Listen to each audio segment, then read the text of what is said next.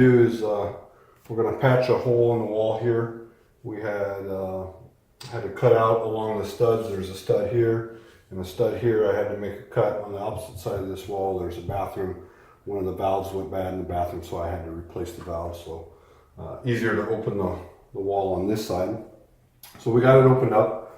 All I did was I cut the drywall, put the same piece back on there, screwed it in, recessed the screw heads in there, and we've got a little bit of damage under here, drywall missing, so we're going to put some mud in there, mud the whole thing, we'll tape it off and feather it. It's going to need several coats, so I want to get this thing done now. So what I have in this bucket here is I just have all-purpose mud, and all I'm going to do is come through and I'm going to try to get a bunch of that set in there. It's going to squish and ooze out. Eventually it'll set up. It'll take a little while because it's thick. So I just want to get that void patched in there, and then I'll come back over and hit that paper. Eventually I'll put some tape around that and we'll feather it out and make it sit right. So what we're going to do is I'm going to just come in all these holes. You see all these holes? I'm just going to try and start filling them best I can. Same with the screw heads. And again, eventually I'm going to put that, see this mesh tape? This mesh tape will embed it in the mud, so hold on to that. So what I'm going to do is I'm going to just start getting these big voids filled right now. See, so how I've got all the big holes filled in? That's it, man. And then what we'll do is I'll make this edge wet. I'll make a good wet edge all the way around.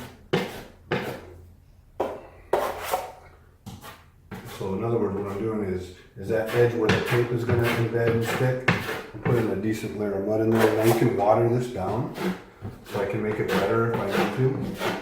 And embed it. Tape. So all I'm going to do is I'm going to take the tape now and I'm going to embed it on the joint.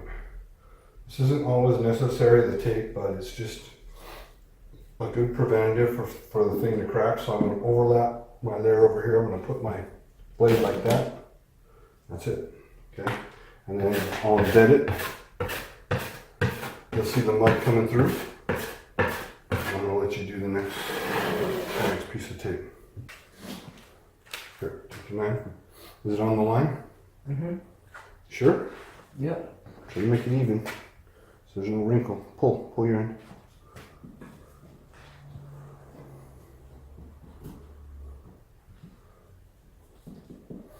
There you go. Okay, now set that in the mud. So you just see the mud squish through. It doesn't have to be real hard or anything like that.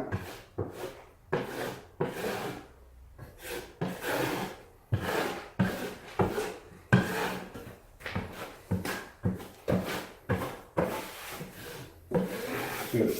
Eventually we'll come back with the bigger knife and we'll reset that. So this needs to be done in layers. We're probably going to do about 3 layers on it. This will probably be my last coat, 3 coats here. So the initial coat was the green, standard green all-purpose mud as it comes out of the box.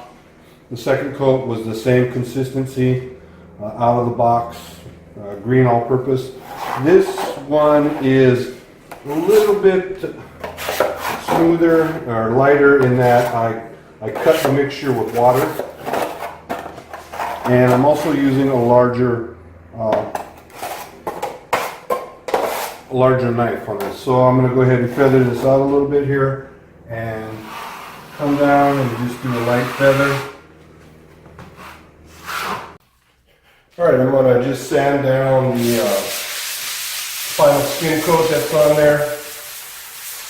Knock down any high spots, some of the fine lines from the knife. Pretty smooth surface already.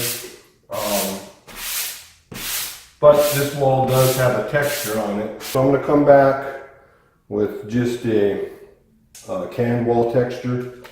And I'm going to just come in and spray it from a distance. Try and match the existing texture.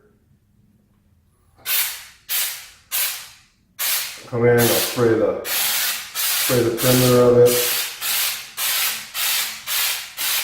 Just try to blend the two textures together.